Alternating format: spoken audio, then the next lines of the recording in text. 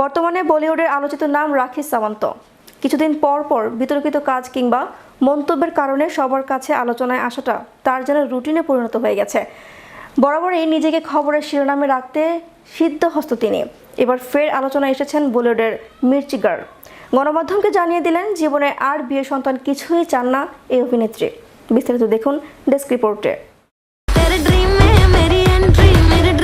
বিকৃত যৌনাচার, শারীরিক নির্যাতন, পরকীয়া, অর্থ গহনা চুরি এবং পণ নেওয়ার অভিযোগে স্বামী আদিল দুরানির নামে মামলা করেছেন বলিউড অভিনেত্রী রাখি সাওয়ান্ত। এই মামলায় আদিলকে গ্রেপ্তার করা হয়েছে। বর্তমানে মাইসুরুর জেলে রয়েছেন আদিল। আর অন্যদিকে রাখি সাওয়ান্ত দুবাইয়ে গাড়ি বাড়ি কিনেছেন এবং একটি ট্রেনিং একাডেমি খুলেছেন।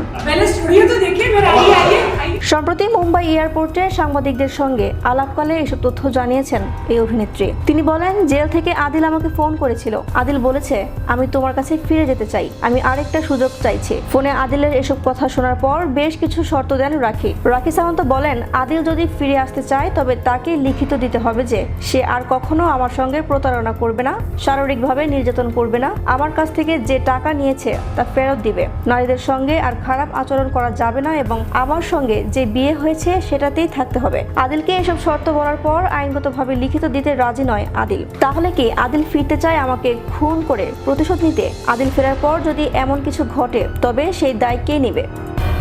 এদিকে রাখি আরো জানান, তিনি আর কখনো বিয়ে করতে চান না। এ বিষয়ে তিনি বলেন, আমি আদিলকে কখনো ডিভোর্স দেব না, কারণ আমি চাই না আর কোনো মেয়ের জীবন ও নষ্ট করুক। আমি এই জীবনে আর বিয়ে করতে চাই না, সন্তানও চাই না। আমার ছাত্রছাত্রীরাই আমার সন্তান। মাদার তেরেসা বিয়ে করেননি, তিনি গরিব বাচ্চাদের দেখাশোনা করেছেন। যদিও আমি তার ধারে কাছে নেই, কিন্তু চেষ্টা তো করতে পারি। প্রসঙ্গত, বিকৃত যৌনাচার, শারীরিক নির্যাতন, পরকীয়া, অর্থ গয়না চুরি এবং পণ নেওয়ার অভিযোগে স্বামী আদিল দুরানির নামে মামলা করেছেন বলিউড অভিনেত্রী রাখি সাওয়ান্ত। এই মামলায় আদিলকে গ্রেপ্তার করা হয়েছে। বর্তমানে জেল হাজতে রয়েছেন আদিল। বিশ্ববাংলা 24 বিনোদন ডেস্ক।